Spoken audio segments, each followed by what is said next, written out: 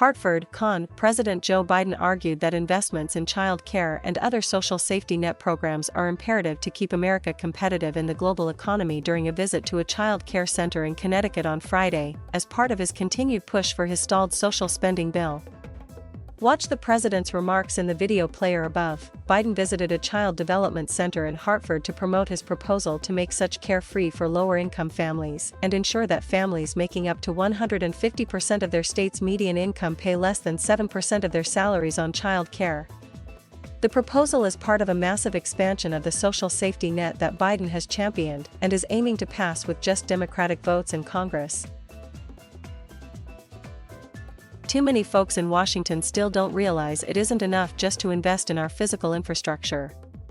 We also have to invest in our people, he said. Biden went on to outline how his plan would reduce child care costs for Connecticut residents and noted the disparity between U.S. spending on early child care versus greater investments in other countries, to argue that the lack of investment is causing the U.S. to fall behind.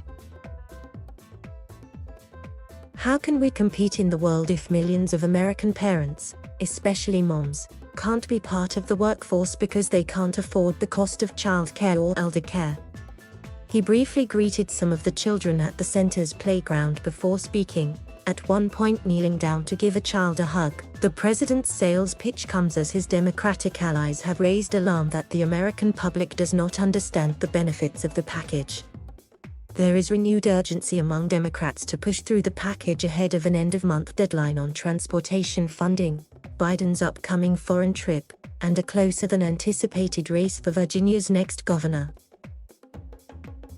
Talks between the White House and members of Congress continue, as they try to reach consensus both on the total spending level for the legislation and what particular programs should be included. Objections by centrist Sens Joe Manchin and Kirsten Sinema are forcing Democrats to shrink the package from Biden's proposed $3.5 trillion to closer to $2 trillion. The fate of that legislation, branded Build Back Better by Biden, is also holding up a more than $1 trillion bipartisan infrastructure bill that passed the Senate this summer. House progressives are balking at supporting that bill until agreement is reached on a path forward on the social safety net package. In an interview this week with the Associated Press, Terry McAuliffe, the Democratic candidate for Virginia governor, criticized Democrats and Biden over the stalled infrastructure package. They all got to get their act together and vote, McAuliffe said. Asked specifically if he was calling out Biden, McAuliffe said, "I put everybody there." McAuliffe is in a tight race with Republican newcomer Glenn Youngkin in a state Biden carried by 10 points just last fall.